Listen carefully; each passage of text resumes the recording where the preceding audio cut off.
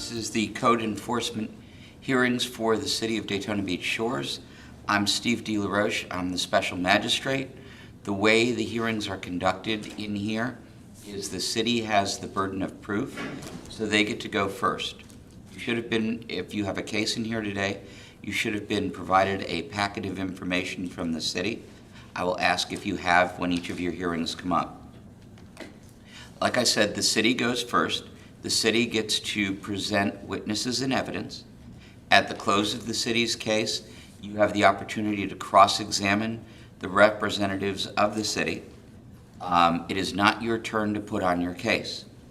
After you have cross-examined or chosen not to cross-examine the city officials, then it is your turn to put on your case. You can tell me whatever you'd like, you can show me pictures, you can show me documents, and then I will make a decision. If at any time during your case, not during somebody else's case, you do not understand what is going on, please ask me. I will stop the proceeding. I will explain either what's going on or what your options are at that point. Okay? All right.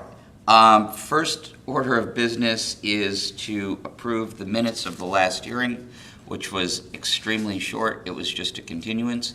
I realized that the only people here were the city officials. Does anybody have any objection to the minutes? Nope, hearing no objection. Okay, then the minutes are approved.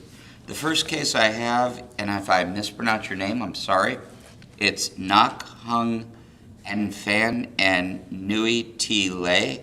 Property address is 2416 South Atlantic Avenue. Case number CDEF 2021-03. Are there any representatives from that property here today? Yes. Okay. Please come forward and have a seat in the first row so you can hear what's going on. Ms. Herstein, do you have a presentation you'd like to make? I do, Your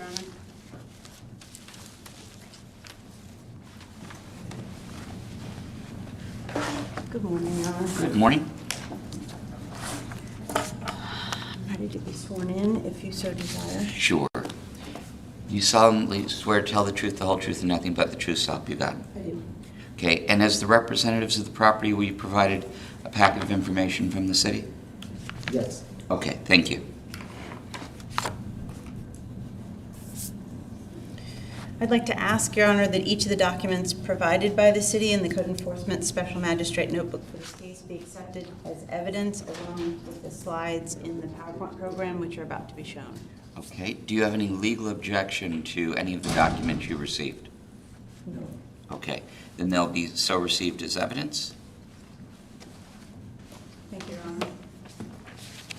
This is a first compliance hearing for 20 violations. Actually, I'm sorry, this is a first and second compliance hearing. The property is currently compliant. For 20 Okay. violations listed after a certificate of compliance vacant building inspection was conducted back in February for a building which had previously been a Wells Fargo. Most of the violations were still present after some time to correct were given after the notice of violation. So the property was brought for an initial hearing back in April 21st, on April 21st of this year. And you can see the findings of fact begins on page 4A-11. Property owners were not at the hearing, so they were given 6 months to become compliant, which was stated as generous at the time. I had expected them to be here. They were not here. But they were given 6 months to become compliant by October 21st of this year, or fines of $250 per day would begin. Unfortunately, the owners had sent an email the night before the hearing at just about 10 p.m., which I had not seen, saying that they were ill and not going to be able to make it to the hearing, but I felt okay about it because, again, we had given them a generous amount of time. Some rectification of the violations got started, but by late September, I was still getting calls from contractors inquiring about doing the main part of the job, which was the redoing the stucco and the underlayment for the stucco. I want to say the main part of the job. That was the most extensive and probably expensive part of the job too. Of the 20 violations, 7 were not compliant by the special magistrate's ordered date. And you can see affidavits of partial compliance and non-compliance beginning on pages 4A-18. Right?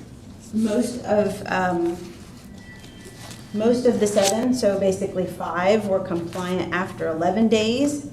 After the ordered compliance date, all were compliant by November 9th, which was a total of 18 fined days. You can see that affidavit of compliance on page 4A-26. A notice of first and second compliance hearing was sent November 9th, and good service was achieved by certified mail for November 19th. And I'd like to briefly go through the violations with pictures, if you would be so kind as to allow me to do that. Certainly. Those are permits pulled, right? I'm sorry, Fiona? That chart are permits pulled? The one that you're displaying right now? Yeah, this is actually just demonstrating that the 2 violations, or the 2 permits that are currently open on the property do not have anything directly to do with this case. Okay. The permits that were required for this case have been final approved, inspected and final approved. Basically, violation A was grass and weeds over 12 inches high on the property in places. That was corrected by the ordered date. Violation B, the stucco was delaminating in places on most vertical parapet surfaces. That was non-compliant for 11 fine days, and you can see that final inspection report for November 2nd down at the bottom there. Violation C, and I'm going to go quickly. If you have questions, please do stop me. Violation C, the paint is faded, streaked, and contributing to stucco delamination on vertical parapet surfaces. That was that incurred 12 fined days. Before the vertical painting was done. There was some horizontal painting still yet to do, but this was specifically about vertical parapet surfaces, so that was deemed compliant earlier than the total painting of the building. Violation D, that had been corrected by the ordered date. That was the concrete spalling at the northwest corner of the building, upward from grade. That was rectified early on and finally approved back in June. Violation E, building paint was peeling, streaked, and discolored in places. That final horizontal surface, which was the underneath of the overhang, the drive-through area, was painted, and I was able to see compliance on November 9th. I was also called on that day to state that they had become compliant. You can see the picture of that compliance at the bottom left on November 9th. Violation F, 2 electrical boxes rusting through and deteriorating near the northwest corner of the building. That was corrected by the order date and incurred no fines. Violation G, sealing of drive-through is delaminating in places. That incurred 11 fine days and became compliant with that final inspection again that you see that took place on 11/2. Violation H, sealing hatches at the drive-through and the front entrance are rusting and deteriorating. That was corrected by the order date. You can see those bottom pictures that was actually painted. Those were taken care of pretty early on and incurred no fines. Violation I, again, similar situation, corrected by the order date. That was the drop box. Violation J, a mirror bracket hanging was a non-functional element. That was rectified actually before the initial hearing took place. Violation K, 2 sets of clear tubes and call boxes at the drive-through window are non-functional elements that incurred fines for 11 days until, again, that final inspection on building inspection on November 2nd. Violation L, concrete pad formerly supporting pole sign at the southeast corner of the property is a non-functional element. This was a little tricky because that pad, based on the way that it's measured and its measurements from the curbing and from the right-of-way, actually could, in some situations, be used again for the monument-style sign. Okay. So rather than telling them it's has no chance of being a functional element, it needs to be removed, they came up with, they had hoped to keep it in hopes that they could use it in the future, If the measurements hadn't worked, I would have continued with it being a non-functional element because it couldn't be used, but because it could, they came up with this idea of making it a planter. It has to continue to stay a planter, but it Okay. makes it no longer a non-functional element at this point. Violation M, junction box formerly feeding a pole sign at the southwest corner of the property. It was a non-functional element that was compliant by the order date. How did that become compliant? I can still see it.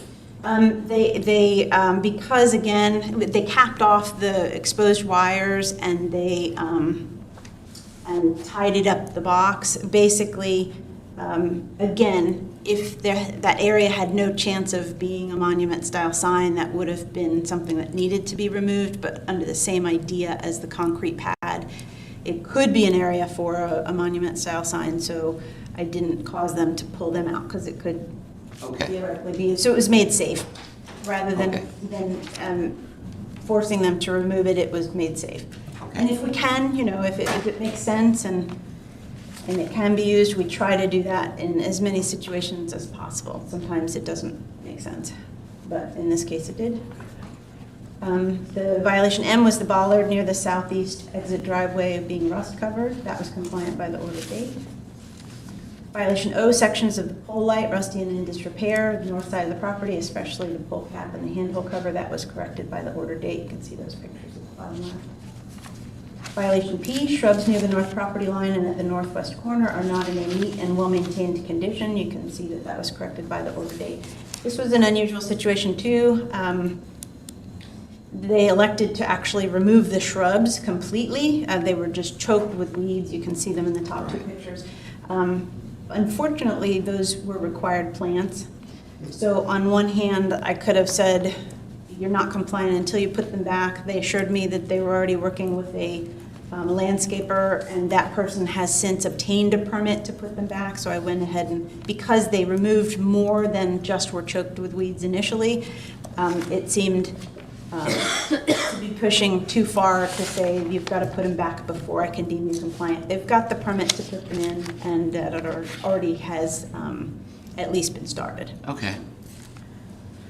Violation Q, the ATM was removed and the wall was boarded without a building permit, west building face. That incurred fines for 11 days and became compliant with that final inspection. Violation R, 2 lighted wall signs were removed without an electrical permit to properly cap the connections, east and north building faces. That was corrected by the order date. Violation S, the pole sign was removed without an electrical permit to properly cap connections, wires exposed. That was again corrected by the order date by properly capping it off until such a time as it may be used. Violation T, building remains vacant longer than 60 days without obtaining a certificate of compliance with your property. That became compliant when the last of the other violations was compliant, so that incurred fines also for the 18 fine days. You can see a little copy of that. Right. Compliance vacant property at the bottom left. And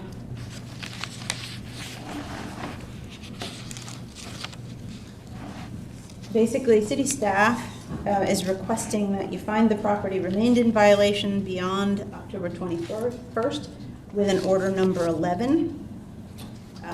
City staff is requesting additional administrative fees of $149.09 with an affidavit on page 4, or beginning on page 4A-38. Together with the unpaid fees from the initial hearing, the administrative fee total still that we're requesting is $311.98. And then the city's also requesting an order number 12 or 13, as you see fit, based on imposing, reducing, or rescinding the fines. Okay. So the initial administrative fees were not paid during... Correct, Your Honor. After the... Usually I give 60 days to pay that. Correct. Okay. All right. Do either of you have any questions for Ms. Hurstein? No, I just gonna make a small comment on the electrical box that when we're saying. Okay. Brand new is, we put in the brand new box. Right, and I'll give you a chance to do that. Okay. Okay? That's all I can say. All right, Ms. Hurstein, is that all from the city? That's all for now. Thank you. All right, thank you. Okay, which one of you or both are you going to represent the property? I'm just Joe. Okay, please come up. All right, I have these for you. All right, thank you. Did you give a copy of this to the city? Yes, I did. Okay. And your name is? I go by Hung, so it's just Hung. Okay. Hung, would you please raise your right hand and be sworn? Do you solemnly swear to tell the truth, the whole truth, and nothing but the truth, so help you God? I do. Okay. All right, so you have a letter. Do you want me to read this letter? Yeah, you can read it. Okay. Well, there's really no sense in giving me a pile of papers if you don't give me a chance to look at them. Yeah. Okay, let me just have a quick read.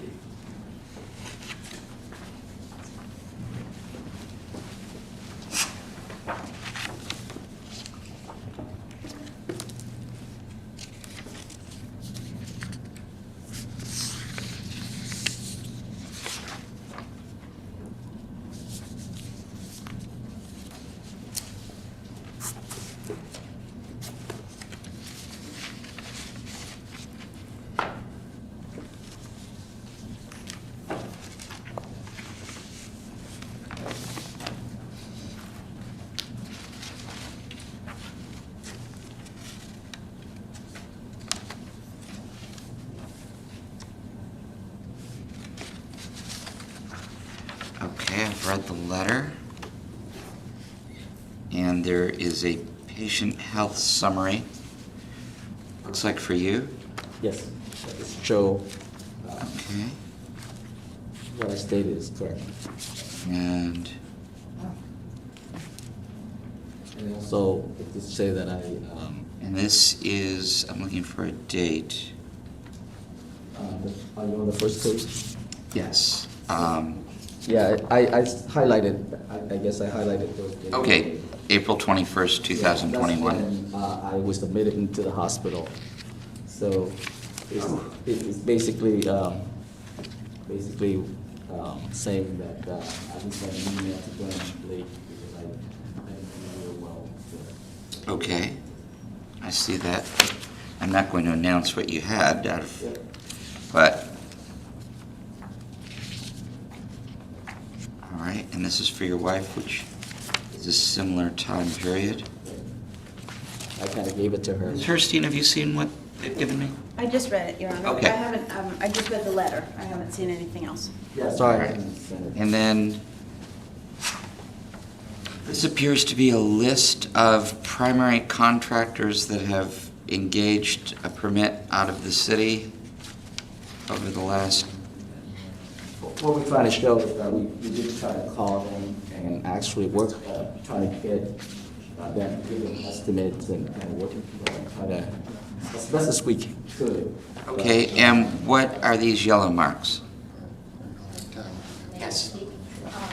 Basically, the yellow marks are the one that I call, Okay. messages, and hoping that some of them will call back. There are a few that call back, and they were too busy, or they overloaded, or they don't have manpower to actually work on that. But I forgot to bring is a list of companies that I actually emailed it out because after my dad passed away on May 7th, I was a little bit emotional to talk to them.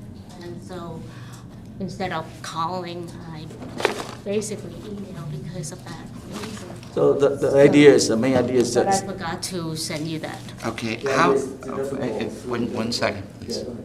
How did you get the emails for the contractors? I don't see an email list on here, just phone numbers. Website, I got the Went on list websites. And so I got on their website and get the email from their contact information. And then I basically email them out, but I forgot to put that. Okay, all right. I can bring up my email. All right, thank you. All right, sir, I'm sorry I interrupted you. What did you want to tell I me? was going to say is that, he went through that, and actually, as I listed in my little letter there, we actually found a contractor that actually was not listed. Actually, he wasn't advertising, but somehow my wife found him at the last minute, and he was fortunately he took on the work, and again, unfortunately, he only worked by himself. So that's what it took. a month or more than a month to kind of finish all this work. And again, these works are just more than just to address the violations. It's more to do with fixing it correctly and the way we would like it to be. So in terms of addressing the violation, I agree, but I wasn't about to tell the guy, say, hey, I need to get all this done by October 22nd and you know, then you know, just do whatever you need to. I don't like to do that. I would like the building to be fixed correctly, Right. and then I will take the chance to go up to here for you today and ask you for the forgiveness that we try our best to reach that milestone. We did the best we could. Okay. And as I noticed in my letter, November 2nd, the final inspection was done. What's left is just painting and actually, you know, the last of the small piece of the stucco. So we thought was, the inspector would say was fine. I think it was, everything, stucco was done, just what remained was painting. And that's with the 3 coats on the building. So it's not like, you know, you can do that in one day. So that's why it takes a week after the second, November 9th is the final inspection date that everything was completed. So again, this is my first time here, and again, I apologize. I wasn't here last time, and I didn't know that I have to pay any administrative fee last time.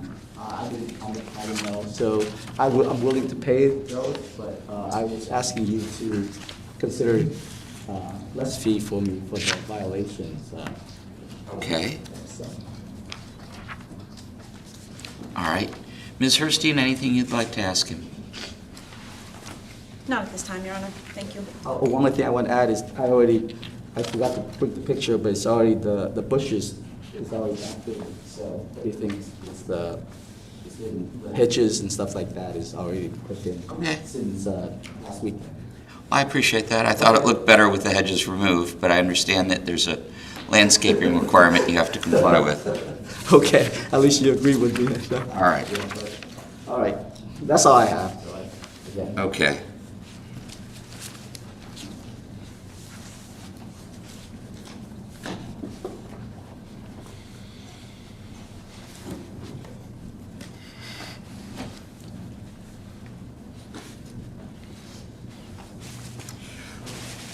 All right. Give me 1 second, please.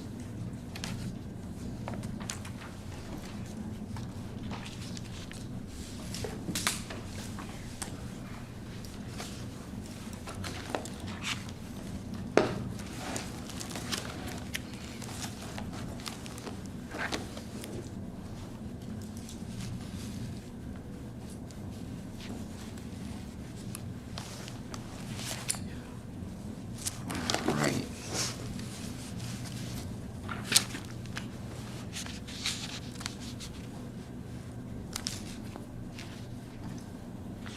Okay, as previously stated in Ms. Herstein's presentation, I did order that you become compliant by a certain date, and you failed to make the compliance. I'm not without sympathy that you've had quite a bit of tragedy in your family, and that it remains that almost everything was done except for the last couple of coats of paint. So I'm going to order that you pay the $149.09 within 60 days. The original fine of, the original administrative costs of $162.89 within 7 days. Okay. I am going to reduce the fine from $4,500 to $3,500, giving you basically 4 days for paint to dry and to reapply. Okay?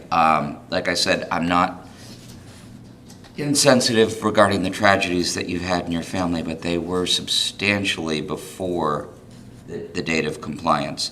And I note that you had everything done except for the painting So I'm But going to take the 4 days off for the painting. So I'm going to issue a second compliance order, number 13, and order that the fines imposed be $3,500. And can you pay those within 90 days? I can pay, but may I say something? Yes, you may.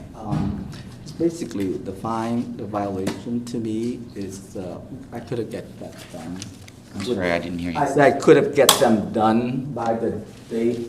However, we've done more than just addressing those violations in my building, make the buildings look as good in the city as I'd like to be. Right. So I'm again asking you again for your reconsider, because again, these violations, they're not that, in my opinion, big of a deal. Just that it's hard for me to find anybody to do work, and when I hire somebody, I can't really ask them to say, hey, you have to get this done so that I don't get fined. Right. Yeah, so, But you did have half a year to comply with this. I understand. I got it. And I've read every single correspondence between you and Ms. Herstein, and I understand you had a contractor that misquoted the job and you thought that they were going to do something when they pulled the permit. Okay. But it is your building, and we do have rules in the Shores, and it's your job to make sure that it's in compliance all the time, not just when it's brought to your attention. So the fine is $3,500, sir, within 90 days. Okay. Thank you. Thank you. Your Honor? Yes. Excuse me, did you also issue an order number 11 finding that the property? Yes, and 11 as well. Thank you very much for reminding me. Okay. All right. So how do I pay? That is an excellent question. You know, I impose these fines and I have no idea where you go. Ms. Herstein, where do you pay these? It's the second floor of City Hall, Okay. and you can email me and I can give you. No, that's fine. It has to be, what he said will be reduced to writing, and he signs it, and then I give you that, but if you want it sooner, just call me or email me, please. Okay. I mean, there's another question I have is, the days, the number of fines including weekends? It's the number of fine days, not the number. Yes. Yes, it's not business days, it's calendar days. Okay. Yes. So you have 162.89 within 7 days, 149.09 within 60 days, and 3,500 within 90 days. Okay? Thank you very much. All right, thank you. And Sherry, I'm going to give you these. All right. This is my first time. Is it okay for us to go now? Yes, you're free to leave. All right, okay. Are you telling me that this is not interesting and exciting? No. Yes, you're free to go. Okay, It's all right. okay. All right, thank you. It's I'm not- okay, everybody leaves, just so you know. Yes. Eric, are you not finding this interesting and exciting? It was interesting. All right. Next case is property owner Richard D. Merkel, address 2944 Sea Oats Circle in Daytona Beach Shores, Florida. Case PCDEF 2021-20. Is there a representative for Mr. Merkel here? Okay. Because I have live people here and I'm cognizant of their time, we are going to take Mr. Merkel's case last. So move on to case 5A. Property owner SS 2500 LLC. Violation address 2504 South Atlantic Avenue, Daytona Beach Shores. Code enforcement case CDEF 2021-55. Ms. Ivanhoe, I believe that's you. Okay, do you have legal representation with you? I don't know, maybe I can hire Eric right now. Did you hire Mr. Latinsky right now? Yeah, Usually you have Mr. Pappas. David Yapao is handling my code enforcement stuff. But I didn't think I needed him today, I don't know. You don't necessarily need somebody today. I was just wondering if you have somebody. In the future, yes. But he's a good guy, by the way, Eric. I didn't know where he was, he kind of disappeared.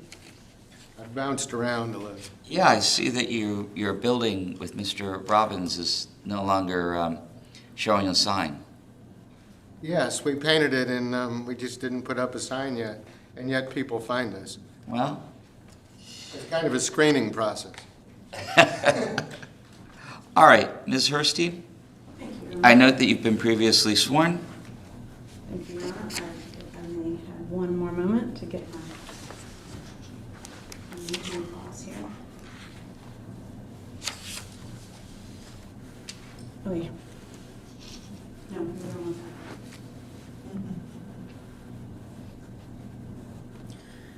I apologize, Your Honor. Okay, this is the miniature golf course. Yes.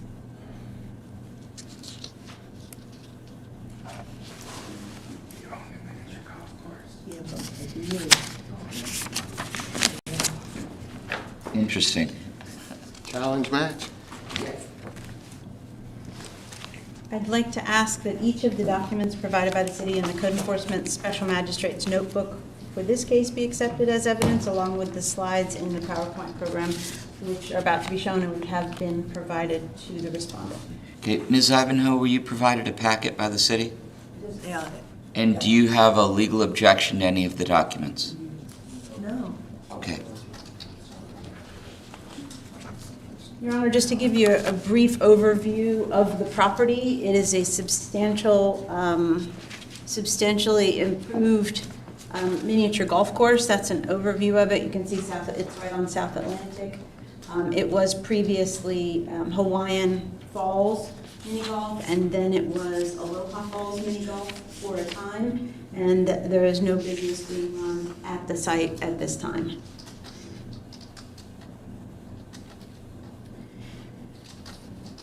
This property became vacant when Aloha Mini Golf moved out.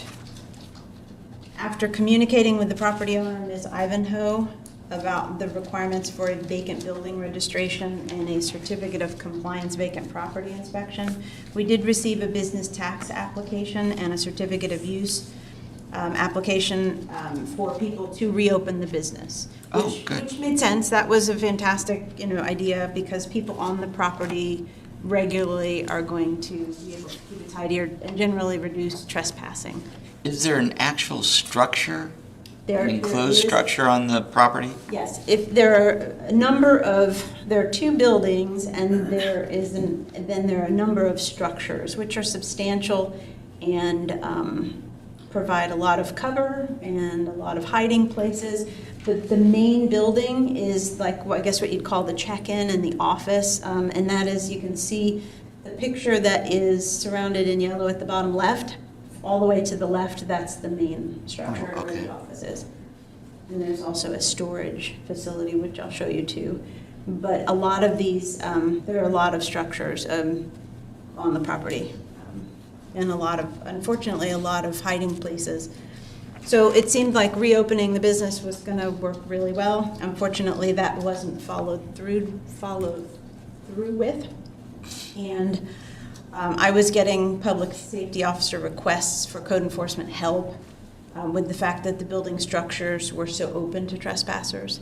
There's nothing preventing somebody really from, putting a foot over that 4-foot gate, or in other places, like at the top yellow picture, you can see the little walkway bridge.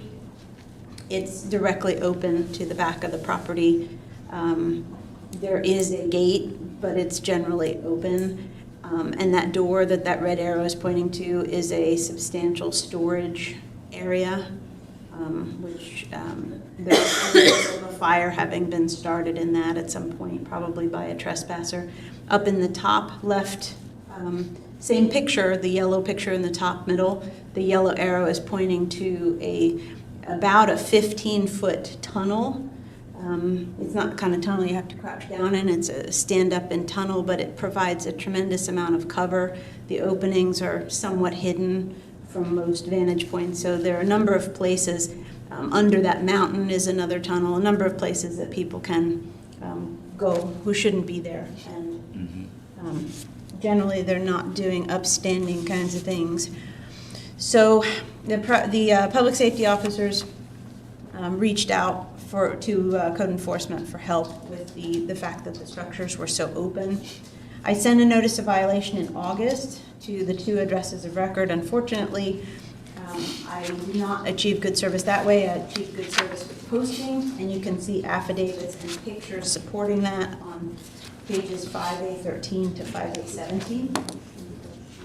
On October 11th, Public Safety Department updated me that there was more evidence of trespassing and that every single door and window on the site was broken and open to trespassers. So around the back of that office building, there are a couple of small windows and there's a door to the office itself, and they're all broken open.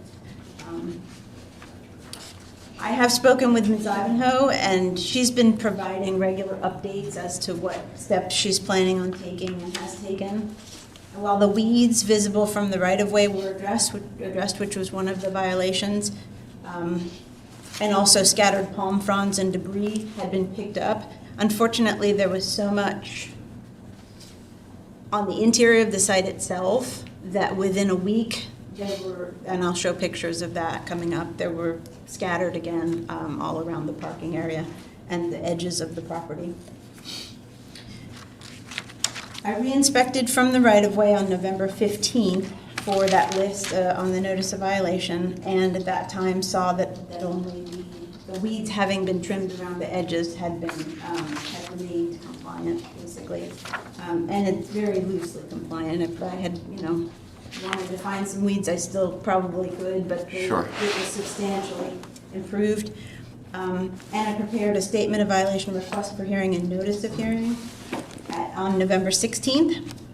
Sorry, at that time, on November 15th is when I prepared that, or began preparing the statement of violation request for hearing and notice of hearing. On November 16th, Ms. Ivanhoe called and asked if I could meet. She said she was meeting somebody at the property who was going to undertake a lot of these fixes for her, and asked if I could meet. I said absolutely. We spent about an hour and 20 minutes at the site.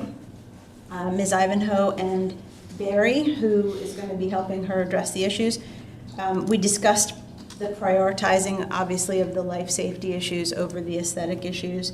Though, unfortunately, many of the violations are leaning toward the life safety as opposed to simply aesthetic. I posted the statement of violation request for hearing and notice of hearing on the next day on the property, November 17th, in 3 places on the property, and then I also sent it by certified and first-class mail. Affidavits of good service, you can see beginning on page 5A27. Right. I would like to go through pictures of the violations briefly and then have a recommendation. Okay.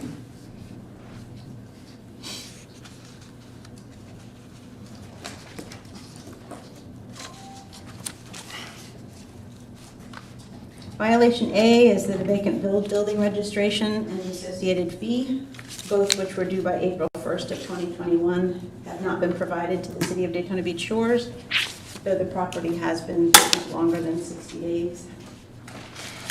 Violation B, mountains, a ship, a tunnel, and other former mini golf props are unprotected and unsupervised attractive nuisances. You can see some of these things. The top left corner, I was just giving you an idea of where that bridge, the bridge picture, which has yellow around it at the very top middle. The yellow arrow to its left is showing you the placement of that bridge. It's very far back from the from A1A. It's not a very visible location, so it's quite protected. If somebody wanted to make their way in, you can see a close-up of that bridge area and how open it is. Right. I also wanted to show you some of those tunnel openings that I was describing. The lavender circles in the bottom 2 pictures are one of those openings. It's rather high in the air. You can't see it from most edges of the property, but some you can, and it's just a quite protected, one of many quite protected hidey places. Unfortunately, when we were there, when Barry and I walked, Ms. Ivanhoe had a cane, so for a lot of it, we talked, but she didn't walk the entire property with us. But when Barry and I were there, we saw a number of, lots of evidence of trespassing, including a hypodermic needle, which was not too much of a surprise. Violation, here are other pictures of some of the appurtenances, The mountain, which you can see in the top right, has a tunnel inside. That yellow circle is showing you that. There's a ship. I mean, it looks like a cool place to hang out, really. I can see why it would be an attractive nuisance. Violation C, standing water in at least one golf course water feature is an unprotected and unsupervised attractive nuisance. You can see water through the middle, or the picture on the left, the large with the fence. You can see the glint of the water.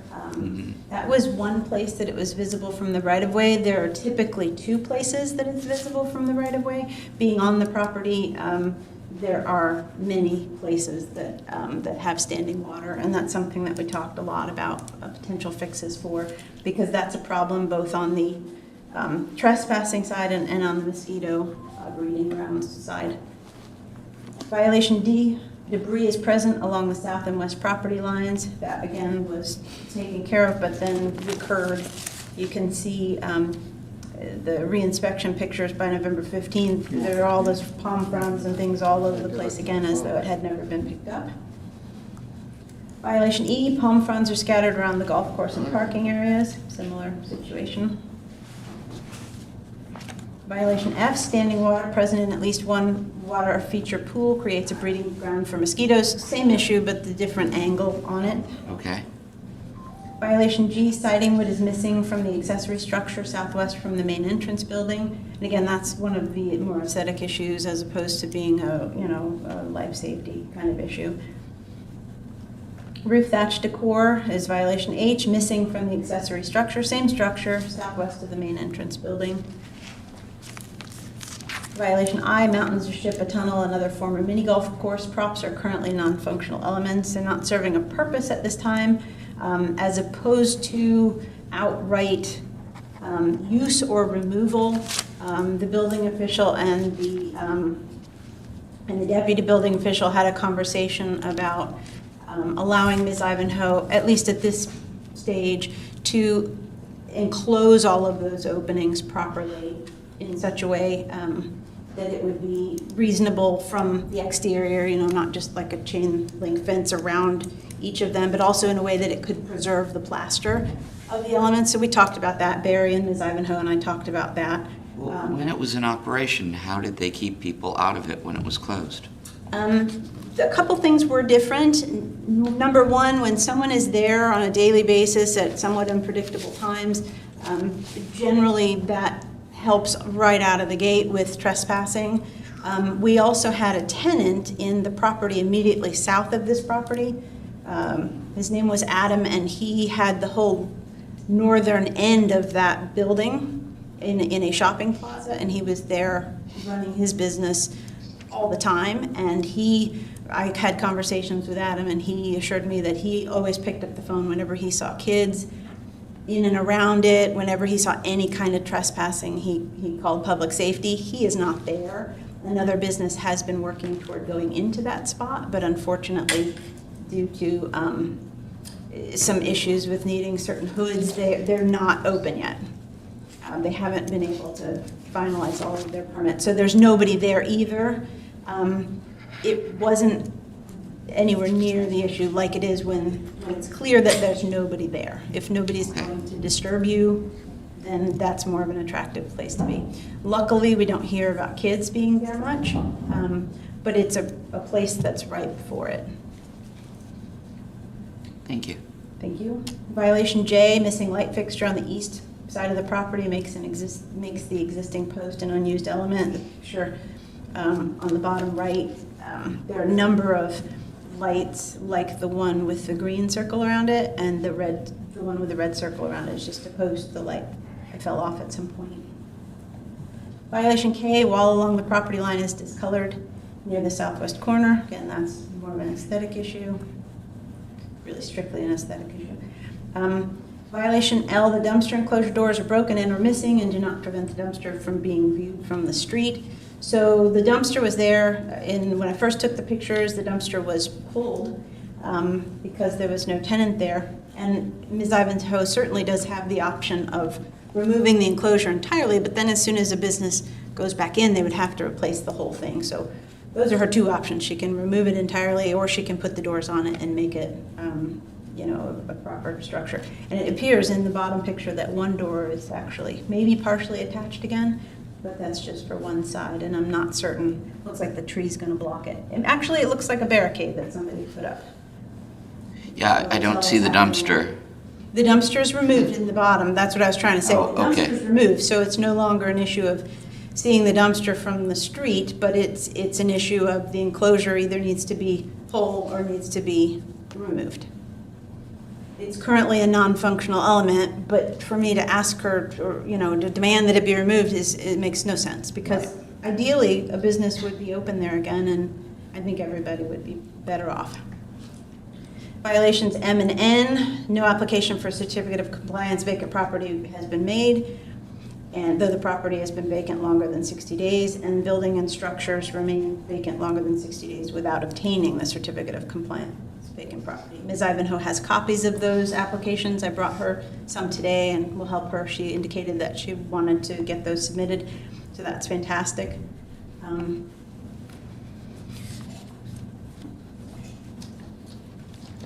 Because Barry, the gentleman who was to be helping Ms. Ivanhoe, felt that what we discussed in the notice of violation and some of the things that I knew would come up in a certificate of compliance vacant property inspection, he felt that they would take 3 to 4 months.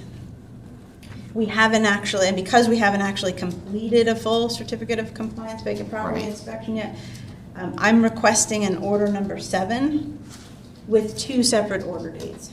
The first order date would be 30 days or January 3rd, which is actually 30 plus a couple to avoid the holiday.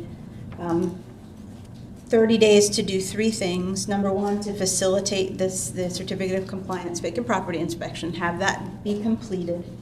Number 2, to drain all the water from the water features and have a system in place to regularly do that. And number 3, to obtain an electrical permit to cap off and remove, cap off / remove / replace exposed and or broken electrical elements. There was the one that I showed you that was missing. There are others which are visible, you know, visibly hanging, dangling from insides of like the cave elements, and others which have broken since that initial inspection, and that would all be part of that certificate of compliance vacant property inspection. And so, you know, getting a jump start on fixing those electrical elements and also the one that was listed in the notice of violation would be helpful. So we're asking that those 3 things be accomplished within 30 days, within order number 7, and then give 5 months or to May 2nd to bring all other violations into compliance. We're also asking for minimum administrative fees of $162.89. You can see an affidavit for that on page 5A-31. Okay. Ms. Ivanhoe, do you have any questions of Ms. Herstein? No, I've been communicating with her, but I'd like to. Okay. What happened. Is there anything you'd like to tell me? I'd like to. Yes, this is your turn. Come on up. Well, I note that you were walking with a cane. Would you like to sit in the front row and talk to me? No, I'll stand up. I can. Okay. I have a new knee. Oh, well, congratulations. That's my problems. I was up in New York. I got a New York knee. Oh. You know, Is that a Yankee or a Mets logo on it? actually, All right. Would you mind raising your hand? You solemnly swear to tell the truth, the whole truth, and nothing but the truth, so help you God. my doctor from HSS, they do knee replacements without general surgery. Plus, my family's up in New Jersey. I'm a Jersey girl. So Oh, okay. So anyhow, that's why I went up there. And he said to be there for 2 days and walk out with a cane. I was there for a week, another week in rehab hospital, another 6 weeks in rehab. I was gone for 3 months. Getting back, so that's what, and I don't recommend knee surgery. I mean, it's a great place, but it's tough, you know. It's, Right, you know, right. well, side effects from the pain medications. I don't know how drug addicts think. It has a lot of side effects, those pain pills. I don't recommend them. But anyway, that's my medical issue. So what I was doing prior to, for years, was this outbreak like Hawaiian Falls. I wanted to and we get monthly checks, which was very nice. And then his lease expired, and he had medical issues too, the previous tenant. And so Carlin's rented it to a woman who declared bankruptcy, so we had to go through bankruptcy court for that. So I really never had any on-hands relationship with this golf course, and unfortunately, even though I'm a member of a golf course, I don't know how to play golf, I know nothing about golf. Right. So I thought, well, gee, this is really cool, they made a lot of money, you know, let me get it operational. So I had hired Steve Thompson, and he did the bridges, and we started getting it back in order. And I had to do a lot of electrical things, were very expensive. I was getting the power light to install permanent lighting, which is a lot cheaper than your own. And then before I was doing all this, and then I had to go to New York, and so 3 months went by, and things got worse. And I was trying to improve it, and so now I'm in the position now of trying to secure the place from people living there in the tunnels. And Barry Hart is she and Glenn were going through the properties and trying to secure the thing. The biggest issue that I find, which I'm meeting an irrigation guy, I had someone supposedly was handling this, cleaning it up and maintaining the irrigation, evidently didn't do it. And to keep the water, you know, that's a big Sure. issue. So this afternoon I'm meeting the irrigation guy. My lawn guy, he's supposedly going on a regular basis. Hopefully that's secure. And then we're gonna have to go individually. Barry is the guy that we're talking about. He's in Maryland this week. And so he couldn't attend this meeting. He texted me some information as to what he plans on doing. So we're trying to get it, it's a big piece of property, I didn't realize it was so big. Right. But also at the same time, I'm negotiating a sale for it because, you know, it's kind of a big undertaking for me, because I have other issues. And How is it you came to own a miniature golf course? my father had it, Okay. Like the other properties? yeah. Okay. It was a great tenant for many, many years. And I just never really just drove by it, you know, that's about it. And my motel's right next door to it, yeah. So, Well, you heard what Ms. Herstein's asking me to do.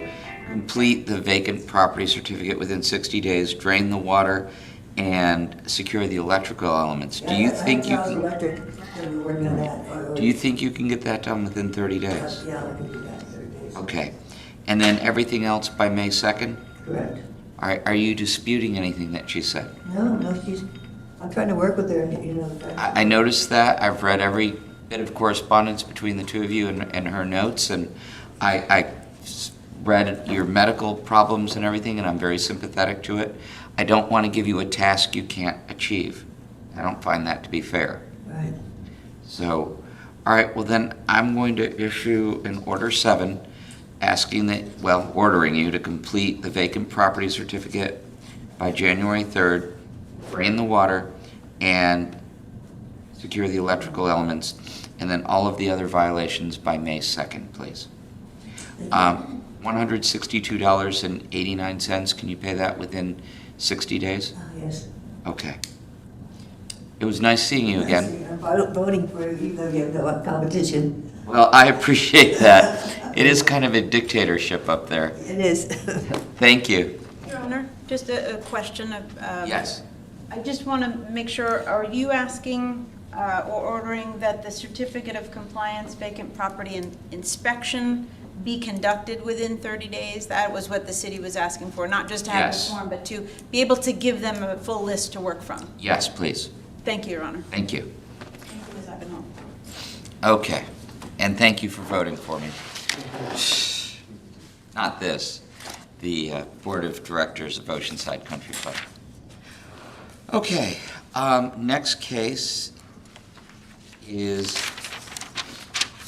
property owners David Campbell and Marjorie Yapao, address 3226 South Atlantic Avenue, Daytona Beach Shores, code enforcement case CDEF 2021-30.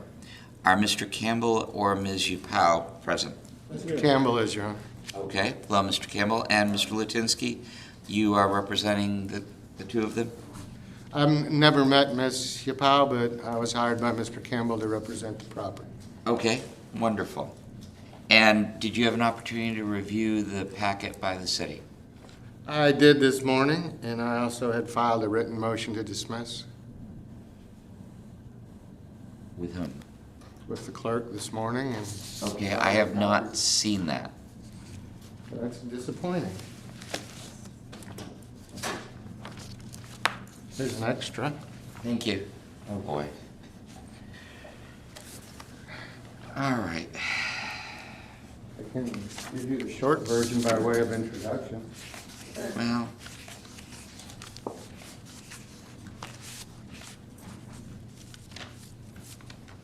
okay. You are the first person to file a motion to dismiss since I've been sitting in this chair as code enforcement. And I want to give your motion to dismiss the time and effort that it requires. Obviously, I can't sit and read the entire thing and still conduct this hearing. I apologize for that. After I returned from Denver, I had shoulder surgery. I read everything last night. I've been working with Mr. Herstein. I originally thought once the property was in compliance, this was done. I don't really fully understand why we need a hearing today, but I've been learning as I sit. Okay. My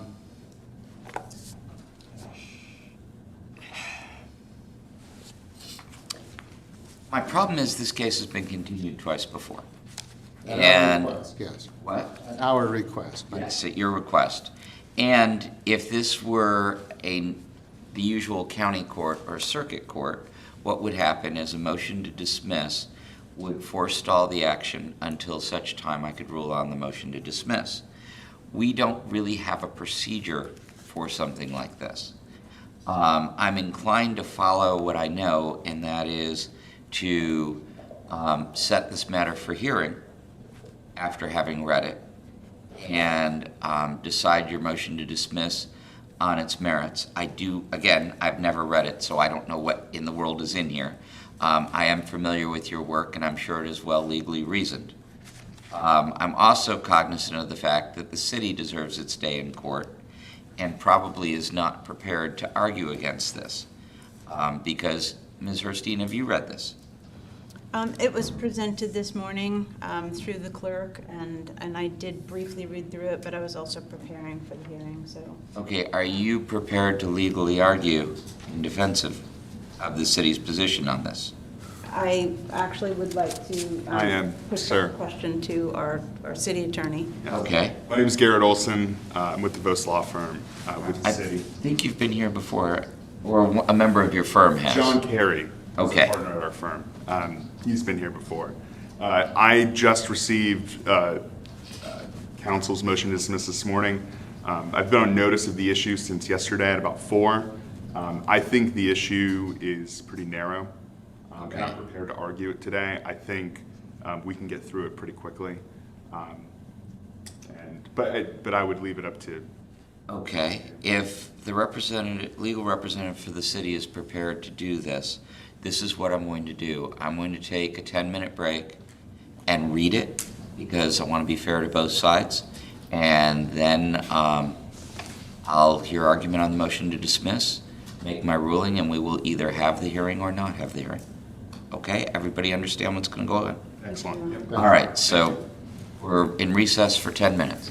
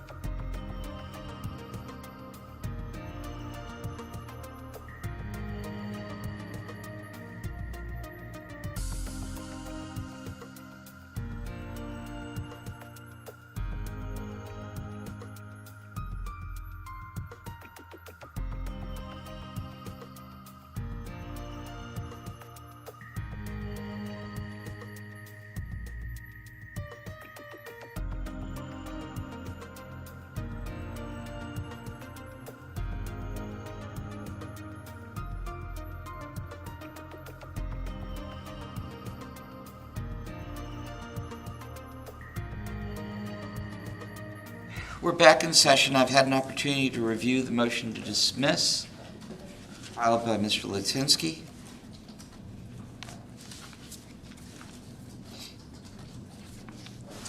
And sir, it is your opportunity to be heard on this. Thank you. I apologize. I'm not as familiar of the rules in this proceeding as maybe I thought I was. I had done code enforcement proceedings years back in Daytona, and I foolishly thought when I started, if we brought the property into compliance, it would be dismissed and be done. Ms. Hairstein has been prompt and reasonable in providing me copies. I was uncomfortable with that procedure. I always remember Judge McFerrin-Smith saying, well, Eric, you just naturally prefer the judicial model to the administrative model, Well, understandable. which is different. So at the beginning, I set out in the motion, I contacted the clerk, who I believe to be the neutral party, who would tell me where I could see what I would call the administrative file, so I could see what pleadings were of record, read notices, prepare, because I was already running behind, because the case started, my client didn't hire me initially. Right, he hired his sister, Ms. Campbell. Yes, who, based on what I've seen, was thorough, but I don't know what documents she had. I can assume she gave me what she had, but we don't know. And today I'm learning more, like the letters were returned and things like that I didn't know. Okay. But the way I'm looking at it is the city has a home field advantage. This is sort of their proceeding. And, the initial motion I was going to make is motion for table. They have a table. Why don't we have a table? I have chairs. This is a bring your own table kind of proceeding, I guess. Yes, and I'd love to do that next time, if there is. So anyhow, Your Honor, when I got a copy of the notice of hearing, the original notice, I think yesterday or the day before, it's been a very busy week, and my secretary is still out sick post-Thanksgiving. I apologize for my typing. I did the best I could. Because I had talked to Ms. Hairstein over at the property just as we were at the brink of compliance, and she explained to me they would proceed even if in compliance before the hearing, which had been my goal. And I've been trying to determine what that means, why that is, and she cited me to a section in an email in the statute. So, and she had mentioned to me, it was specifically mentioned by, I thought by number, in the notice of hearing. So I asked for it. Okay. The notice of hearing does not mention the state statute. It mentions a code section that I wish I had known existed earlier on, which is 2/26, which in fact, under the city code, implements the code enforcement board, authorizes them to hire the magistrate, and sets out some relatively clear guidelines.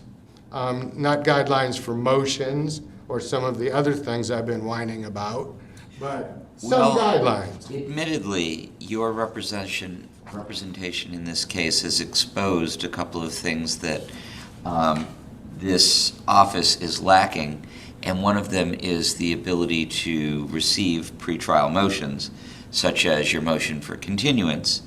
I know that you called me on my cell phone because this is a small town and everybody knows each other, and we discussed it, and I probably should not have done it in that manner. And then we had to have a brief hearing to entertain your motion for continuance. But we're going to try to address the filing of pretrial motions so that there's a method to dealing with them prior to convening a full hearing. I'm not really an employee of the city, more of an independent contractor. I don't have office hours here, nor do I have even, to my knowledge, a mailbox where you could put a piece of paper in it. So we're going to have to address that, and I appreciate you exposing that because we certainly want to put on a fair and professional face to this hearing. Thank you. And somewhere in these rules that I read last night, it indicates that the city is required to give you the assistance you need, clerical and otherwise. Well, until you gave me this, I had no need for any other assistance. I understand. I always feel like there should be an administrative file in case. I've been explaining to Mr. Campbell that proceedings tend to be informal. I'm hoping he's unduly concerned about their importance to him individually, as he is in compliance, but that he asked me to preserve his rights. Okay. And that was the main intent in reading all this and trying to get something in writing so that it would flow a little better. Mr. Campbell, you can sit if you'd like. If you want to stand, you're more than welcome to, but you can sit if you I like. think Mr. Campbell's been to paralegal school and actually finds this interesting. Okay. So as of last night, what I found was Section 2-26 of the city code, which controls over the state statute and implements same, is worded differently than the section that Ms. Herstein was kind enough to cite to me. So I have multiple other sections. You know, I remember a judge years ago talking about, in Latin terms, that the expression of one thing indicates the exclusion of the other, expressio unis something. Anyhow, regarding repeat violations, the code at issue says that if the violation has been corrected prior to the hearing, that the hearing can still be presented. To what end, I'm not sure, but it can. However, the companion section, L, regarding first violations, which is my client, does not contain that language in the city code that we are under. So it seems to me under the city code that I am correct that the hearing does not need to proceed based upon compliance. I probably should tell my client they're free to amend it anytime they want and can change it and make it worse, which is usually what happens. But Well, I have one question. Your motion and your argument presupposes that all of the violations have been corrected. yes, How do I know that? it's in the last email that Ms. Herstein sent to me and I attached to the motion. We did not talk, but she was kind enough to respond to me. Because we've been working together, I think pretty well, I hope. Is this the one dated Wednesday, October 13th? No? The magistrate, if it helps matters, move a little more quickly. City concedes that the property is currently in compliance. Okay, thank you. Yeah, it's page 19. All right. And the email was November 30th, because even though we met just before Thanksgiving, the final approval of the roofing-related permit was not until the Friday after Thanksgiving. Everyone, from our viewpoint, moving as quickly, as reasonably as we could. So it's 19, which indicates the property is compliant. And that's, I became aware on Tuesday, which I think was yesterday. Again, that was because the inspection was last Friday with a holiday weekend. And, and the way the system works, one's never sure you're compliant until you talk to Ms. Herstein, because she has some discretion, as I've seen this morning.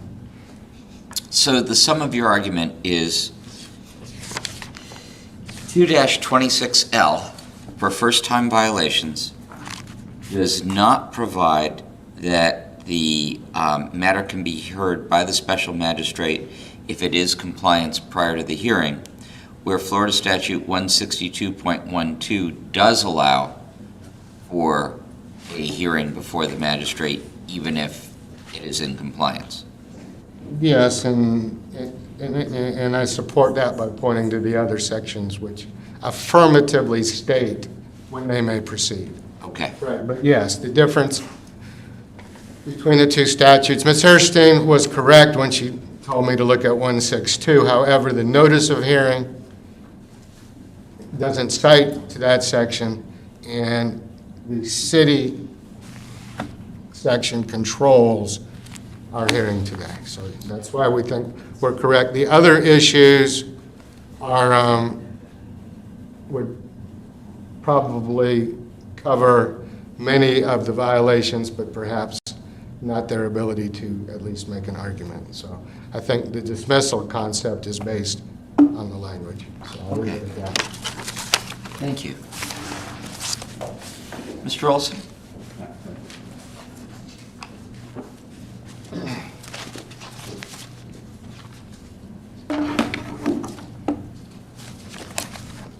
So I had a moment to review council's motion this morning, and I briefly wanted to point out a few deficiencies with the argument, and I think it becomes clear why the city never specifically noticed Chapter 162 in the notice of hearing.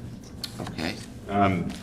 First thing I want to point out is that council is correct that the city's ordinances do control when they conflict with Florida statutes. Chapter 162. Chapter 162 was never intended to be the entirety of what a city or a county would actually utilize in enforcing code enforcement procedures.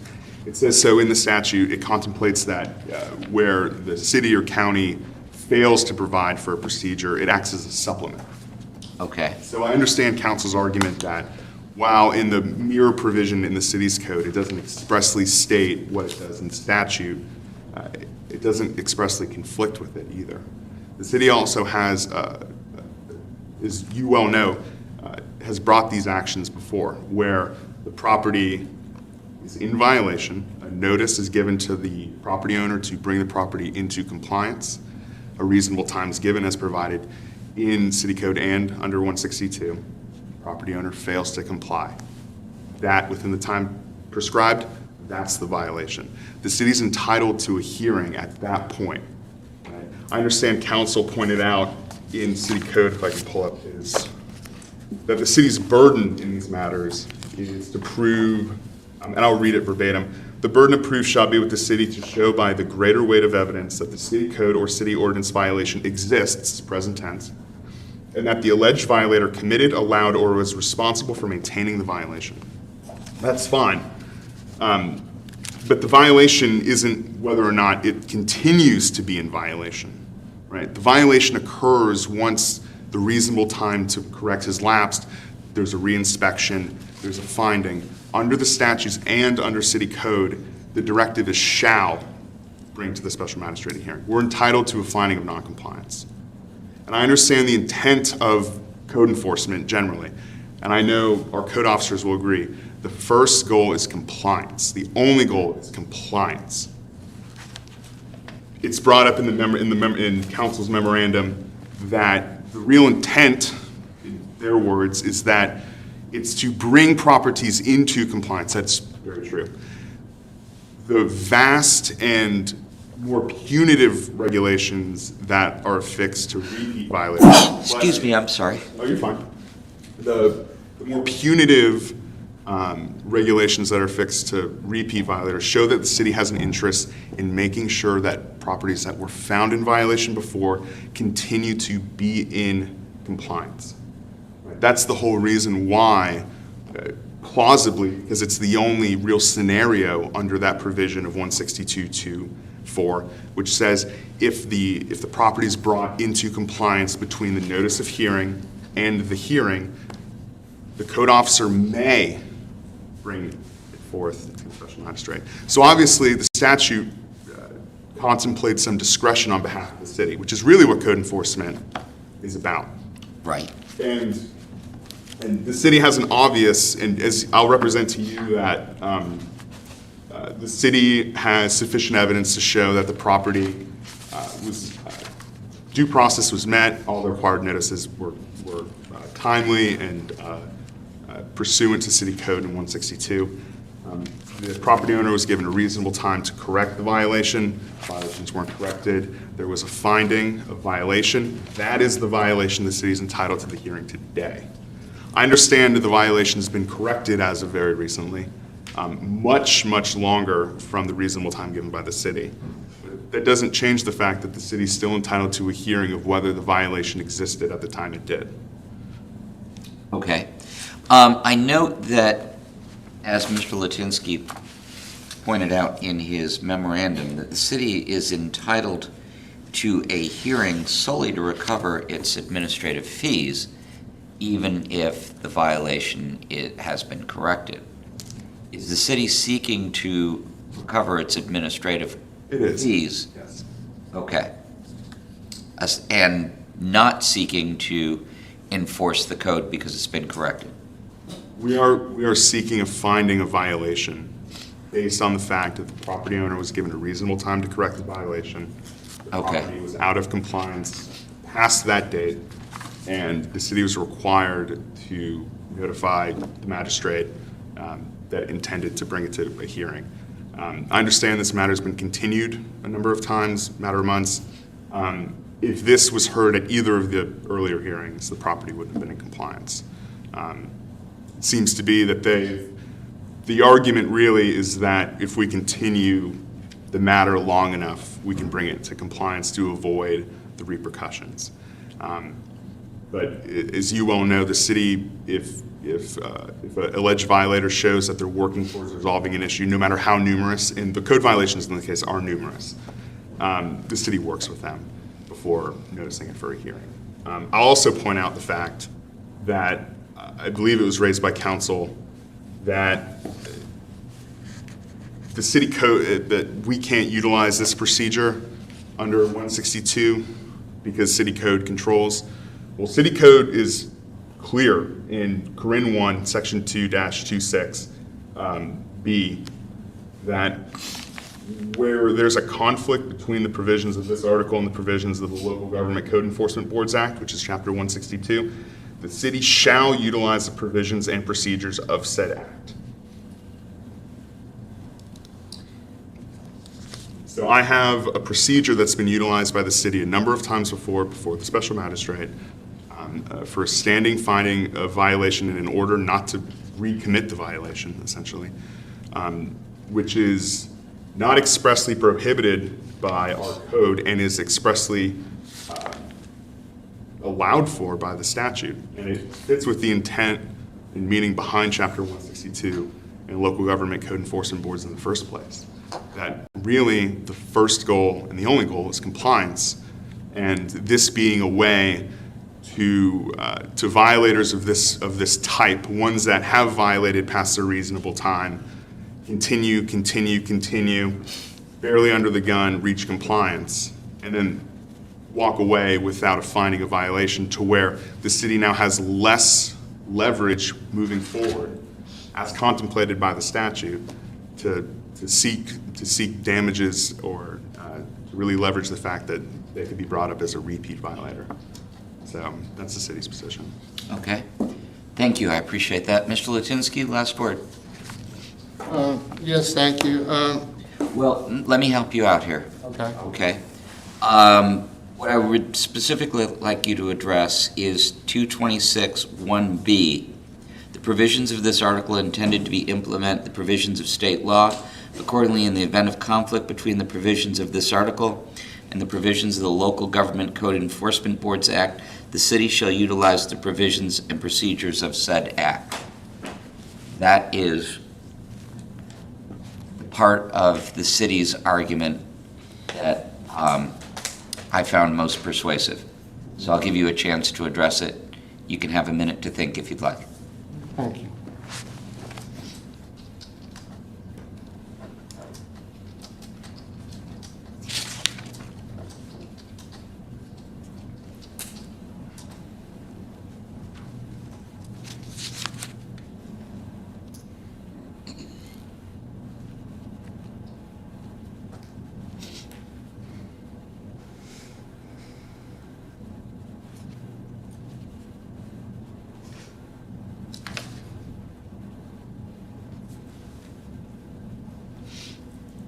Do you need a copy of what I just referred to? No, I do not. Okay. Thank you.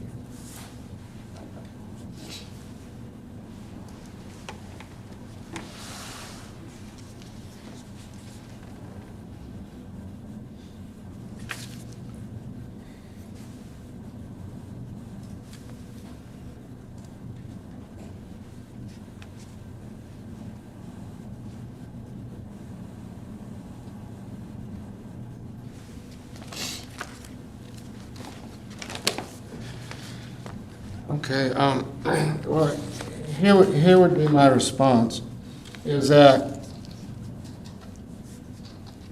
the notice of hearing cites me only to 2-26, and it indicates that we are proceeding under those sections. The city has enacted. Where in your packet is your notice of hearing? Can you refer me to the page, please? I read the whole thing, but when you have copies of copies, they get kind of skewed to the side. Right. And I understand that your assistant is not available to help you, and I sympathize with that. I've learned a lot.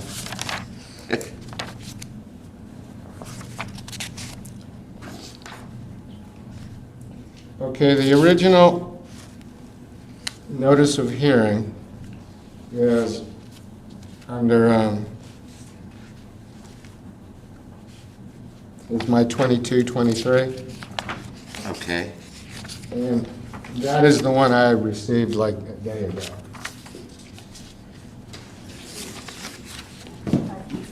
Okay, notice of hearing. It's 5B40. Magistrate, just to make sure we're all looking at the same document, do you have a page number at the top, or I guess to be the top left of the, right of the document if you're looking at it the way it should be oriented? Page 5B-40, the first page. No. No, he's looking at what he submitted to me, which has a page 22 on it. And the city's exhibits are 5B40. Yes. Okay, I wanted to make sure they were the same. So just to explain, as I started looking at this, I looked at section 2-26, and, because that's what we're cited under, and we followed its terms. I mean, I read its terms, and that's what caused me to draft the motion. And then I made an observation that if we were somehow under 162, the magistrate or your assistant would have done a notice of hearing, and we would, I guess, have a file of some sort, as opposed to Ms. Hairstein. But I thought the city was free to do, at the time, yesterday, I thought the city was free to just modify the procedures in the Chapter 162 through ordinance, which they had done, and we would either follow the ordinance or 162, not jump back and forth when it favors the city. But Well, I understand, you have in here, on page 15, an email from Ms. Herstein that the second dot says, "For rules, we follow Chapter 162 of the Florida Statutes, see attached meeting process."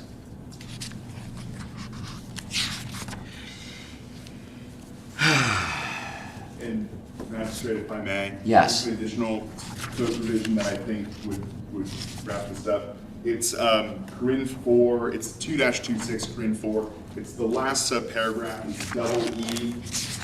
I'll read it into the record. Notwithstanding any provision in this part of this article to the contrary, which I think the city's shown that there is no contrary provision regarding the provisions we're really arguing about. Notwithstanding any provision in this part of this article to the contrary, the city shall adhere to the procedures set forth in the Local Government Code Enforcement Boards Act in conducting its code enforcement activities. That cannot be more clear on this point. where is that one, I'm sorry? It's 2-26, Corinne 4, paragraph 4, and then it's subparagraph EE right before 5.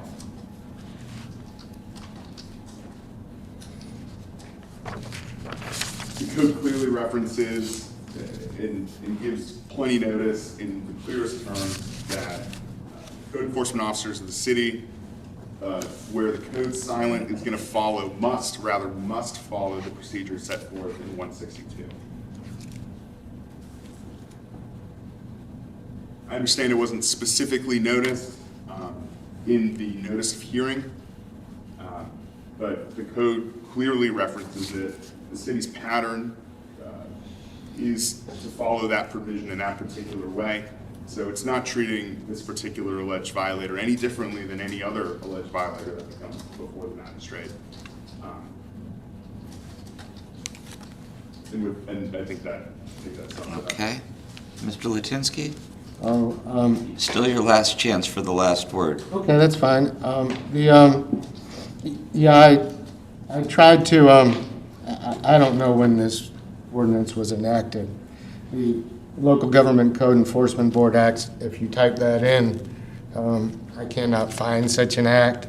Chapter 162 sets up code enforcement boards. And I was actually looking for it last night, sort of late-ish, but it doesn't cite to 162. There, the other section perhaps? I don't Looks like it was enacted in 1980. So I have no idea what the act said in 1980. I'm kind of guessing they probably copied it in 1980, but I don't know. Do not know. The thing is that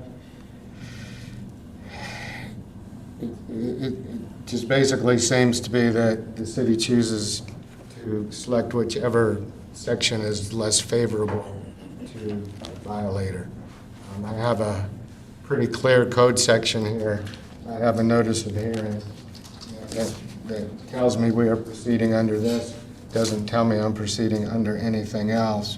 There is no administrative file for me to get notices or hearing. I tried, and I've just found it very confusing and more difficult than it needed to be. And so anyhow, we thought that as the city code reads, based upon compliance, there was no need for a hearing and no basis for same. And I still don't I still don't see why the section I've cited in the city code should not apply.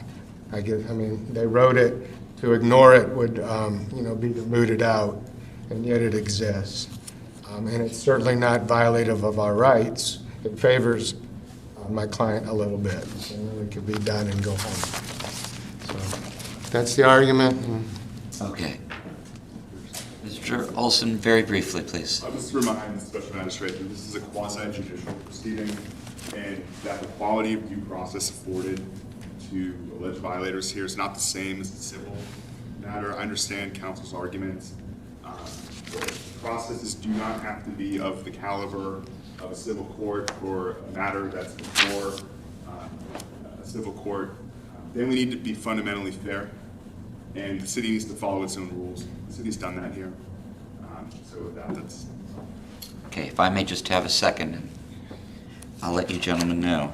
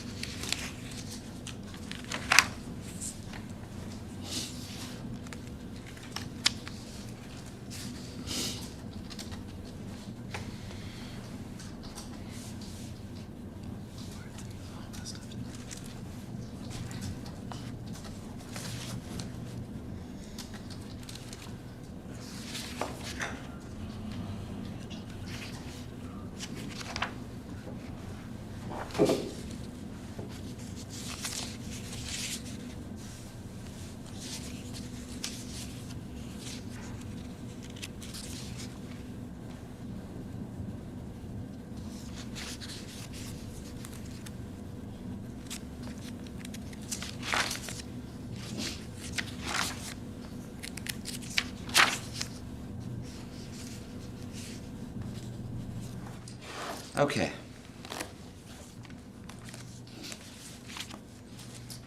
My understanding of the motion to dismiss is Mr. Latinsky argues on behalf of his client that because his client is presently in compliance and that the city ordinance 2-26 does not give the special magistrate the power to have a hearing if there is a corrected violation prior to the hearing or within a reasonable period of time.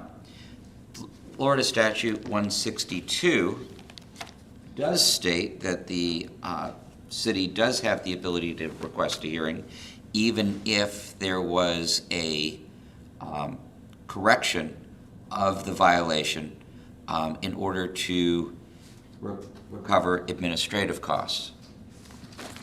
Looking at this, while I do note that the city's ordinance does not directly track 162,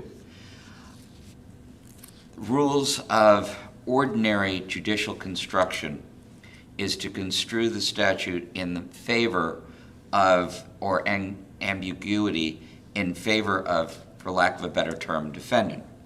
However, I note that there was a notice of violation that went out on June 21st, 2021, and a request for hearing August 31st, 2021, when there was no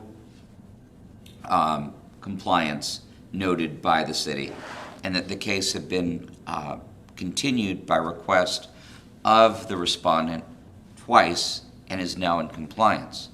I'm finding that at the time of the request for a hearing, there is no showing that the respondent was in compliance with the original violations, and the only reason we are here at this time and space right now is at the respondent's request. The motion to dismiss is denied because I'm finding we are here on the original request for hearing dated August 31st. It does not preclude the respondent from proving that they were in compliance, but as to a motion to dismiss, I decline not to address the conflict between the statute and the administrative ordinance because it is not necessary, because it is not, the respondent's argument is not factually correct when the notice of noncompliance was issued on the 31st day of August 2021. Everybody understand what I said? Yes. Okay. Mr. Latinsky, honestly, I did enjoy this. I don't get to do it very often. I do note that probably had you not filed your motion to dismiss, we would all be out of here by now. But expediency should never stand in the way of justice. Ms. Herstein, is the respondent in compliance, as Mr. Latinsky and the city's attorney said? With this notice of violation list, as of Monday, it was in compliance, yes. Okay. Is the city seeking its administrative costs? The city is seeking administrative costs. And I have an affidavit. Where is it?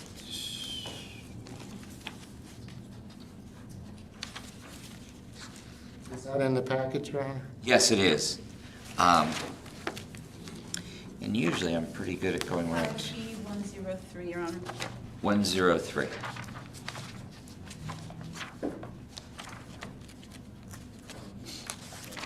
Okay.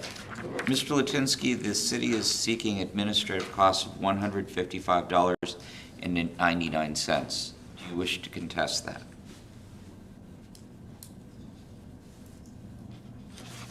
Can I have a moment with my client? Yes, you may. I would give you 60 days to pay if you'd like to discuss that.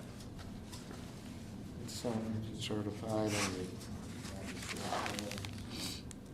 it's okay. Magistrate, I have a brief question. Well, we'll preserve the motion, but the amount's okay. But it's not worth arguing about, David.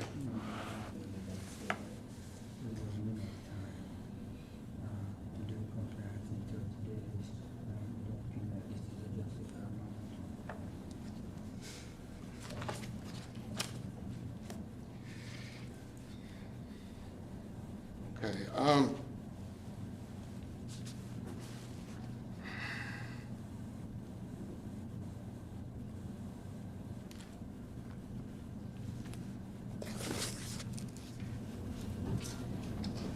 my client had asked me to mention to the magistrate that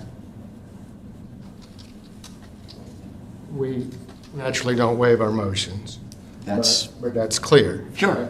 That And he the didn't feel like- procedure is to appeal to the circuit court, if you're curious. I understand. Okay. That he didn't feel like 30 days was sufficient time to cure all these violations. That being said, we do not think the amount of the request is unreasonable. Is that fair? The amounts are reasonable amounts, and I have no basis to challenge the amounts. So Okay. if we owe the cost, I'm not going to take all of our time to argue over $155.99. Would your client like more than 60 days to pay? Yes, 90 days? yes. 90 days, please. Okay, within 90 days. And Sherry, would you please note on that order that the respondent specifically retained their right to appeal my decision in their motion to dismiss, so that there's some sort of record to proceed forward on? Yes, sir. Okay? Thank you. Thank you. And it would be order number 4, correct? Well, I have a, is it your pleasure in denying the motion to dismiss to also find that the city is not entitled to an order finding violation at the time the notice of hearing was presented? Please repeat what you just said. So, you made a comment in denying the motion to dismiss. We're not picking you up on the I microphone, apologize. and I know I'm Okay. going to need to re-listen to this. I thought I had my voice projected. It's okay. Thank you. If I understood your reasoning in denying the motion to dismiss, did you also, in so doing, because the city's request is for its administrative costs to be Right. covered, it's also for a finding the property was not in compliance, given the reasonable time set forth by the code officer? Yes, I did state that in my ruling, that he was given 30 days in which to comply. He did not, and that was why the city requested the notice of hearing. And I have no evidence in front of me that he had complied with the correcting the code violations prior to the notice of hearing. Okay. And that he had only complied with code violations by virtue of the 2 continuances. So, as I said, I declined to decide this on the conflict between the Florida statute and the city ordinance. I am deciding it based upon the fact that he did not comply within the 30 days, and the city, under both, has the right to request the hearing, which it did prior to the 2 continuances. Did you identify, I just briefly scanned his memo earlier. Did you identify the conflict between the city code and the Florida statutes? Yes, the conflict is that if the respondent is in compliance, the state statute says that the city may still request a hearing in order to recover administrative costs. Does not say that. In 162? I believe it does. 162, Corinne 2, the last sentence, it's open-ended. It doesn't say to recover administrative costs. It says it may bring the case before the special magistrate. As long as my current version of 162 is current. Okay, let No me case misquoted, so please correct me if I'm wrong, but I don't believe I am.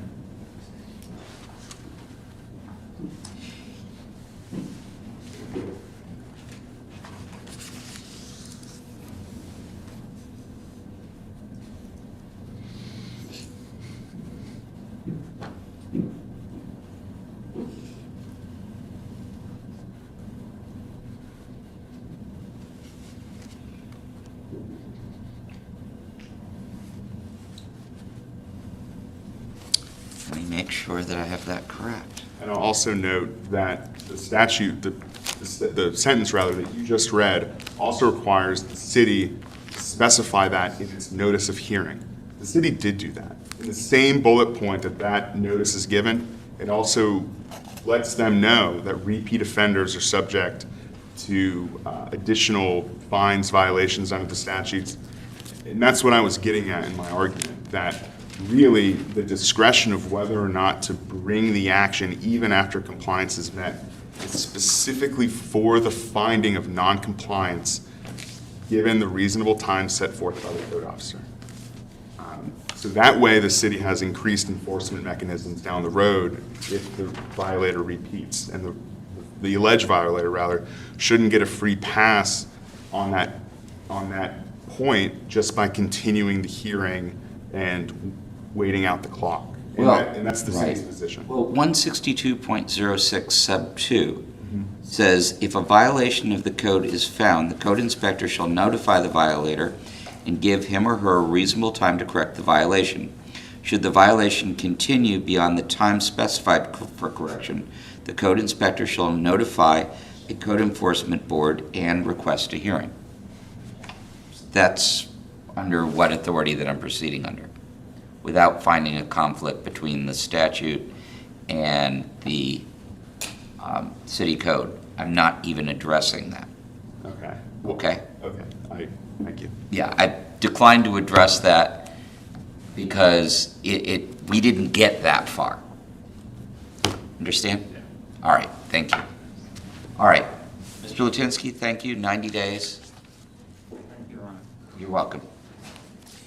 All right, Mr. Olson, I know you're probably on the clock, but would you mind staying? I'm not on the clock. You're not? No, our firm bills at flat rate. Oh, okay, then would you mind staying? Yeah. All right, thank you. Okay. Sorry, excuse me. Can I approach for a question? Sure. How did the tournament go? What? The golf tournament? Oh, it got rained out. Oh, no way. Yes. Sorry to hear that. That's all right, thank you. Okay. That brings us back to, thank you, Sherry. I really appreciate that.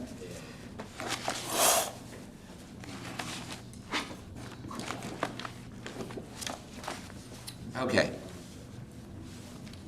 4B, property owner Richard Merkel, 2944 Sea Circle, Daytona Beach Shores, Florida, case PCDEF 2021-20. Is Mr. Merkel present, or is there a representative of Mr. Merkel? Okay, seeing no one. Ms. Herstein?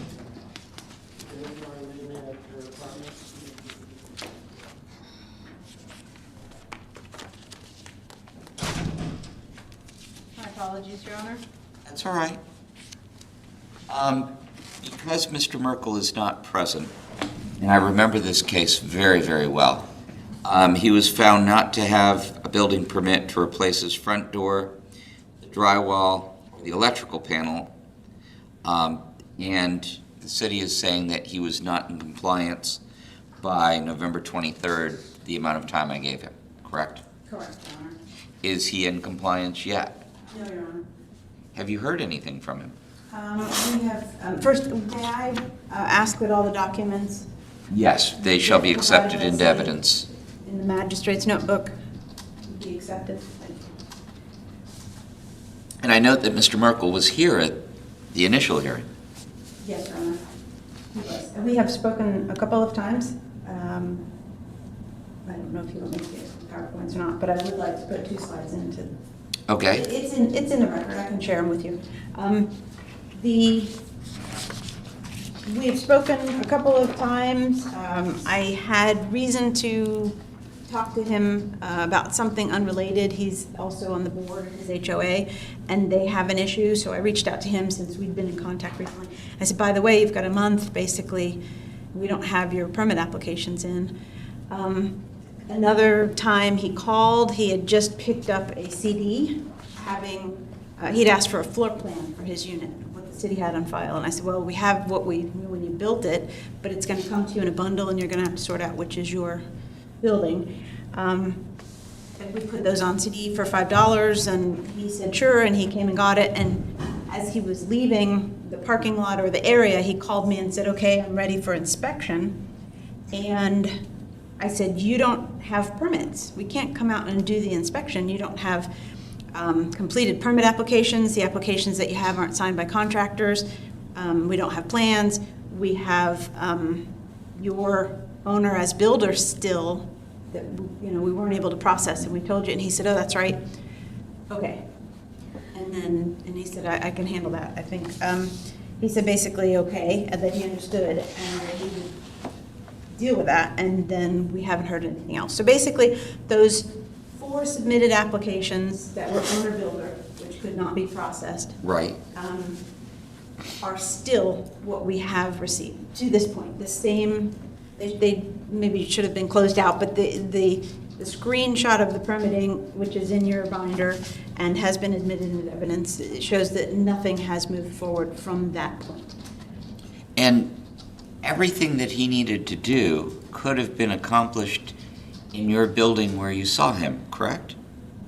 Applying for the permits. Yeah, same desk.